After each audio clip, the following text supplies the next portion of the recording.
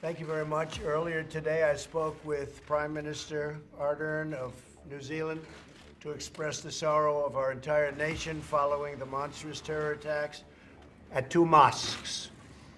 These sacred places of worship were turned into scenes of evil killing. You've all been seeing what went on. It's a horrible, horrible thing.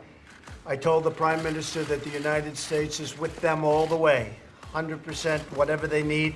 We will be there. New Zealand has been a great friend and partner for many years. Our relationship has never been better. And what they're going through is absolutely terrible. So our hearts are with them and whatever we can do. We're grateful to be joined today by the Vice President. Thank you very much, Mike, for being here. Members of my cabinet, devoted public servants, and angel parents. Very important people to me and to a lot of other people. I want to thank you all for being here. Thank you so much for being here. We appreciate it. Thank you. Gone through a lot. As we take action to restore our national sovereignty and defend this nation from criminal cartels, human traffickers, and drug smugglers, crime of all kinds coming through our southern border and other places. But this is the place. This is the place we have the biggest problem by far. And I want to also compliment the incredible people at Border Patrol and ICE and law enforcement for the job they've done. They've apprehended so many thousands and thousands of people that if we had the proper protection, we wouldn't even have to apprehend. They wouldn't be coming in. As president, the protection of the nation is my highest duty. Yesterday, Congress passed a dangerous resolution that, if signed into law, would put countless Americans in danger, very grave danger. The Democrat-sponsored resolution would terminate vital border security operations by revoking the national emergency issued last month. It is definitely a national emergency. Rarely have we had such a national emergency. Therefore, to defend the safety and security of all Americans, I will be signing and issuing a formal veto of this reckless resolution, and that's what it was. And I have to, in particular, thank the Republican, strong, wonderful people, the Republican senators that were on our side and on the side of border security and on the side of doing what they have to keep our nation safe. They were very courageous yesterday, and I appreciate that very much. Congress's vote to deny the crisis on the southern border is a vote against reality. It's against reality. It is a tremendous national emergency. It is a tremendous crisis. Last month, more than 76,000 illegal migrants arrived at our border. We're on track for 1 million illegal aliens to rush our borders. People hate the word invasion, but that's what it is. It's an invasion of drugs and criminals and people. We have no idea who they are, but we capture them because border security is so good. But they're put in a very bad position, and we're bursting at the seams, literally bursting at the seams. What Border Patrol is able to do is incredible. I also, by the way, want to thank our military, because our military has been very much involved, as you know. And they're putting up walls, in some cases temporary, in some cases they were supposed to be temporary. They're so good that they're better than the permanent, so we're leaving them. We've really nowhere left to hold all of the people that we're capturing. And we're at a point where we're just going to have to say, with these horrible decisions that we've been handed by people that aren't living in reality, that there's nothing we can do. There's absolutely nothing we can do. We're bursting at the seams. You can only do so much. And the only option then is to release them. But you can't do that either, because when you release them, they come into our society. And in many cases, they're stone-cold criminals. And in many cases, and in some cases, you have killers coming in and murderers coming in, and we're not going to allow that to happen. Just not going to allow it to happen. There has been nearly 2,000% increase in border-related asylum claims over the last decade. Part of the reason is because our country is doing so well economically that people are coming up in droves. The vast majority are rejected, but smuggling organizations making a tremendous amount of money like they've never made before are using these people to crash the system. Our immigration system is stretched beyond the breaking point. And as I said, Nothing much we can do. We can just do our job and do it well. But there's a point at which, if the Democrats would get in, would be able to make a deal. Literally in 15 minutes, we could make a deal on changing catch and release, changing the horrible asylum laws that are so unfair, changing visa lottery, chain migration. These laws are just horrendous. I won't explain them, but everybody standing behind me knows exactly what they are. They're dangerous for our country, and they're inspired by Democrats who have to change. 1 in 3 migrant women is sexually assaulted on the journey north. The border crisis is driving the drug crisis. 70,000 Americans a year are killed by drugs, including meth, heroin, cocaine, and fentanyl. And the 70,000 people is a number that's so low that it probably shouldn't even be used anymore. The mass incursion of illegal aliens, deadly drugs, dangerous weapons, and criminal gang members across our borders has to end. We are bringing out thousands and thousands a year of MS-13 gang members and other gang members that are just as bad, where they come into our country, they're able to skirt the border, come through areas where we don't have proper wall, where we don't have any wall at all. And they get into the country and they do a lot of damage in many cases, but we get them out by the thousands and we bring them back or we incarcerate them. The national emergency I declared last month was authorized by Congress under the 1976 National Emergencies Act. And there haven't been too many that are a bigger emergency than we have right at our own border. Consistent with the law and the legislative process designed by our founders, today I am vetoing this resolution. Congress has the freedom to pass this resolution, and I have the duty to veto it, and I'm very proud to veto it. And I'm very proud, as I said, of a lot of Republican senators that were with me. And I'm also very proud of the House. The Republicans in the House voted overwhelmingly in favor of a secure border. Since 1976, presidents have declared 59 national emergencies. They often involve protecting foreign citizens in far-off lands, yet Congress has not terminated any of them. Every single one of them is still in existence. And yet we don't worry about our land, we worry about other people's lands. That's why I say America first, if that's okay, America first. The only emergency Congress voted to revoke was the one to protect our own country. So think of that. With all of the national emergencies, this was the one they don't want to do. And this is the one perhaps they should most do.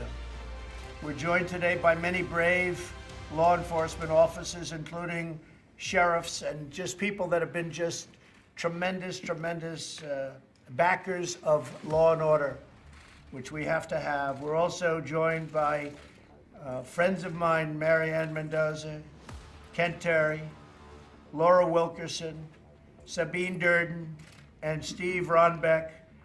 And I'm going to ask Steve to say a few words, and I'm going to ask some of the folks behind me to say also a few words as to the importance of what we're doing. There's nothing more important. As I said, I was elected on by a very, very great group of American people, millions and millions of people, because they want security for our country, and that's what we're going to have. I'd like to ask Secretary Nielsen to say a few words, and then Attorney General Bill Barr, and then I'd like to go to some of the folks behind me, and perhaps you'd have something to say, and then we're going to sign something that's going to give us safety at our border.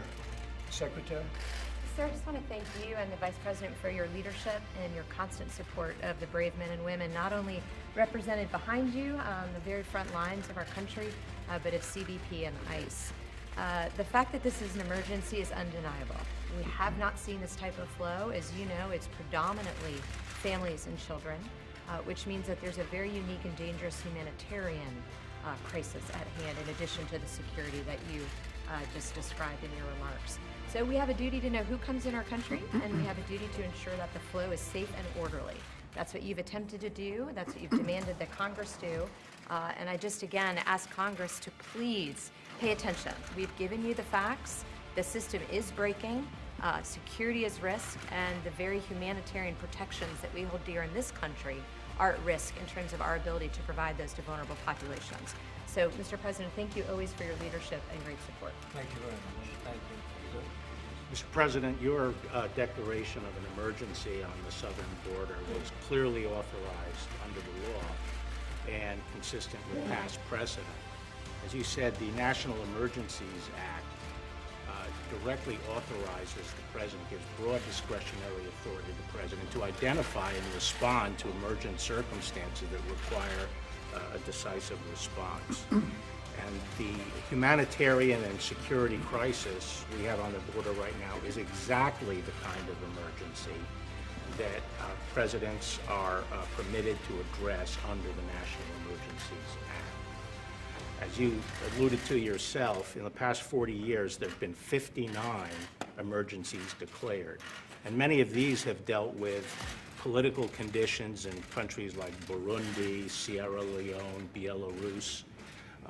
The crisis that we're dealing with today is right on our doorstep, and it presents a real, clear, and present danger to the American people. So what you've done from a legal standpoint is solidly grounded in law, and from the standpoint of protecting the American people, it's imperative. Thank you very much. That's great. Well, you'll be defending it, and you'll defend it well. I have no doubt about that. Would anybody like to say something? Why don't we start with Mike? Well, thank you, Mr. President. I don't know that I've ever been more proud to be standing next to your desk than I am today. To be standing with these courageous Americans and with these extraordinary angel parents. We have a crisis on our southern border. The reality is it's not only a crisis of illegal immigration. Criminal elements are coming across our border. The flow of drugs. Now, drug overdose is the #1 cause of death for Americans under the age of 55. So the crisis on our southern border is a crisis all across this nation. Add in human trafficking and all that comes with this crisis justified the President's declaration of a national emergency. This is affecting all of the people of the United States. And today, Mr. President, with your strong support for the men and women in law enforcement, Customs and Border Protection, Homeland Security, and with I know what is your love and your heart for these angel parents, you're keeping your word by vetoing this legislation, by finding the available resources to build the wall, address this emergency, and secure our border. And I know I speak on behalf of all gathered here, people all across this country. I say thank you for keeping your word, Mr. President. Thank you. I appreciate it.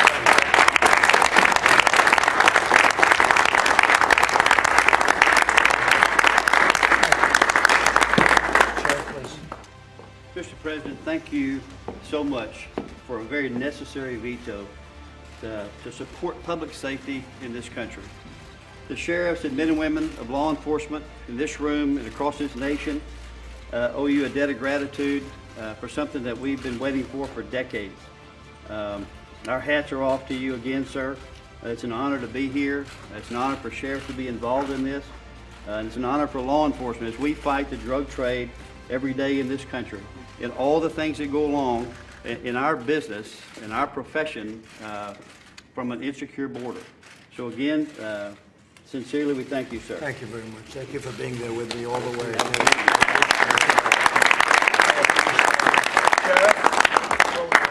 Thank you. Mr. President, I can't thank you enough on behalf of America's sheriffs. As you all know, there are men and women in law enforcement across this country that are fighting a battle every single day. They are in the trenches. While we Americans only make up about 7% of the world's total population, about 68% of the world's total drugs are consumed here in the United States every year. This is not political propaganda.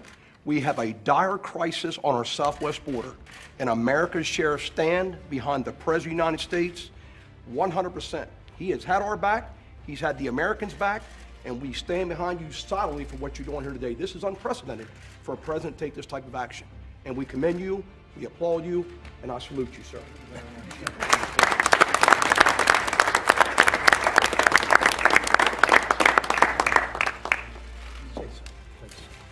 What you've been through, and you've been through. My son was killed in 2014 by a repeat illegal alien criminal allowed to stay in this country. He was a police officer in Mesa, Arizona. And Angel families come forward to tell their stories, not because we've created a manufactured crisis, but because we want to tell the American people and share with you our heartache and let you know what is happening on our doorsteps, what's happening to your neighbors, what's happening to your fellow Americans. And there is a way to prevent this, and it's not by continually lying to you and telling you that there isn't a problem. There is a problem, it's a national emergency, and thank you. Thank you. For following through.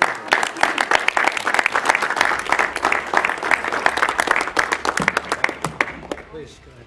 Mr. President, I echo the sentiments. Thank you for all the support. This has been something we're not used to for the last several years, to have this kind of support. This is what we say in Arizona is this isn't about immigration anymore. This is about drug trafficking and human trafficking into this country. If you care about human rights, you should absolutely care about border security. Human beings their rights are being violated on that border every day. And I know I speak on behalf of the Arizona Border Sheriffs that I challenge our congressmen and women and senators to come down and see firsthand what we're dealing with. See it for yourselves before you cast your vote. And you'll see that we are dealing with a crisis, and we're fighting every day alongside our federal partners, our local partners, sheriff's offices to take care of this. So thank you, Mr. President. Thank you. Thank you. Great job. Sheriff? Mr. President, I've been a sheriff for 21 years, and I've been dealing with Congress for 21 years on this issue of immigration. A lot of people have listened over 21 years, but Mr. President, you are the first person who's taken action.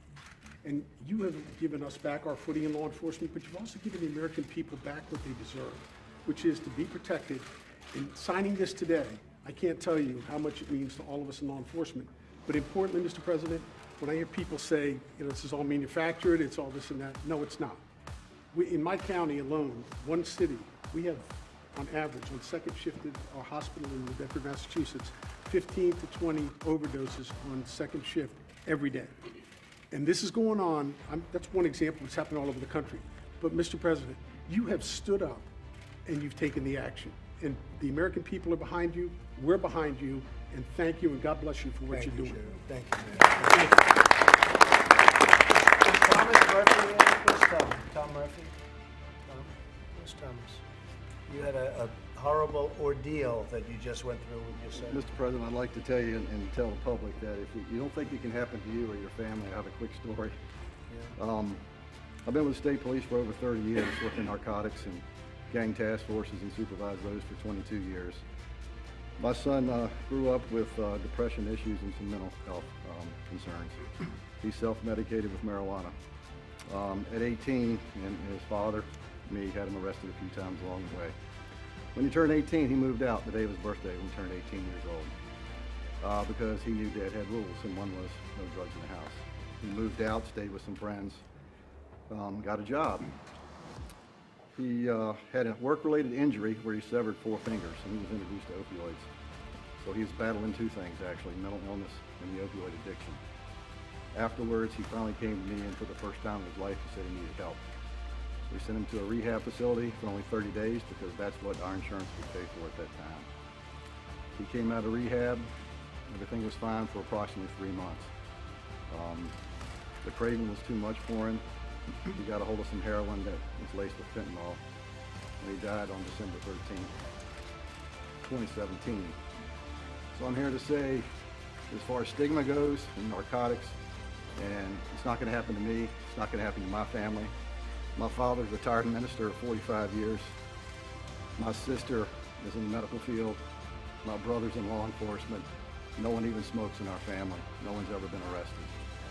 It happened to me, it happened to our family. So it can't happen. That's how horrific and addictive this drug is.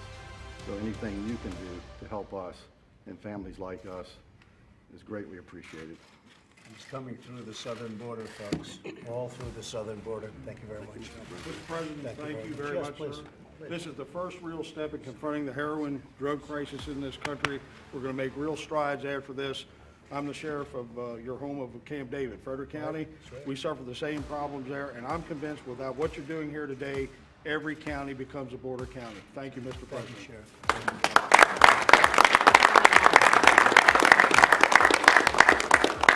So let's get this signed, right? On behalf of your great loved ones, right? Always said they will not have died in vain. Did I tell you that a long time ago? 3 years ago. 4 years ago. Right, when we first met. Yes. On the 4 years campaign. ago. When they said, oh, Trump's not gonna win. You said Trump was gonna win, and I said, and they will not have died in vain, right? Right, you told us each time. And that's true. I say it today with even more meaning. It's a big step.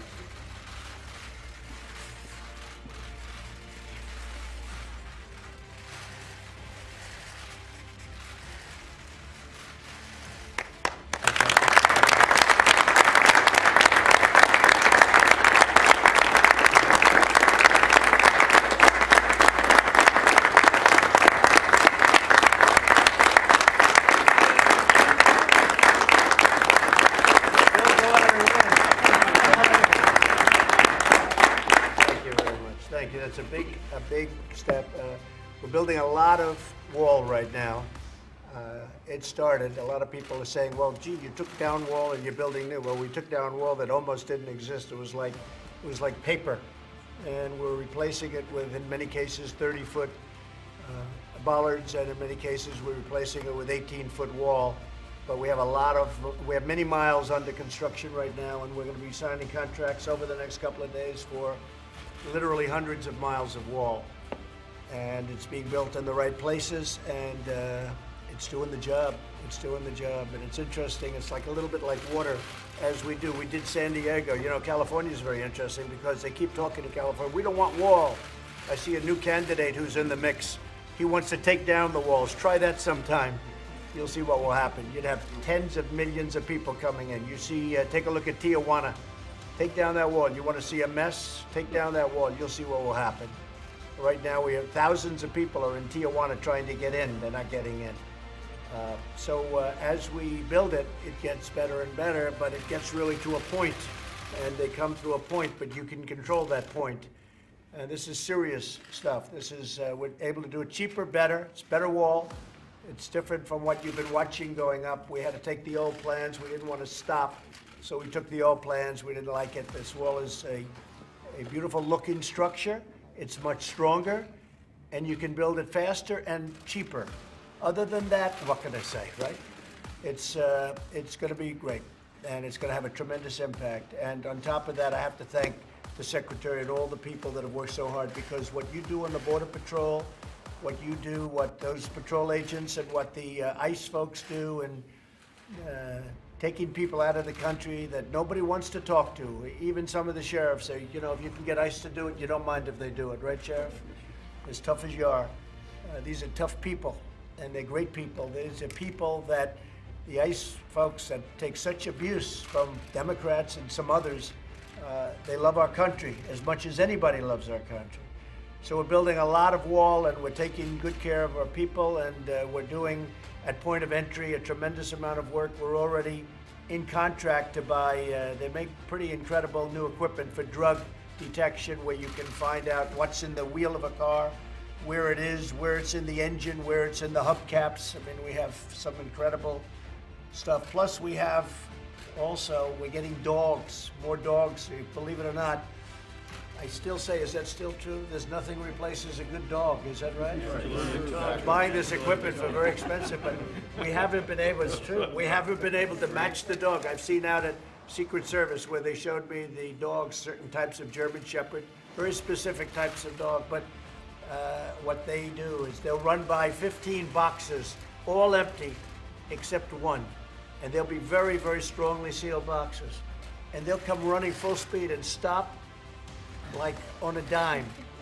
They know the drugs are in that box. It's the most incredible thing. So we're spending hundreds of millions of dollars on equipment, but I will say this, it's not as good as the dogs. But as you know, we're getting you, so you can have the best equipment, but we're getting a lot of the dogs for the various entry points also. So with that, I just want to thank everybody for being here. In particular, I want to thank you folks because you have been, and please say hello to all of your friends that have been with us really from day one. What you've gone through is unthinkable, and I appreciate it. And you're strong people. You're strong and you're proud, and your kids are, you know, looking down on you right now, and They're very proud of their moms and their dads. You know that, right? They're very proud.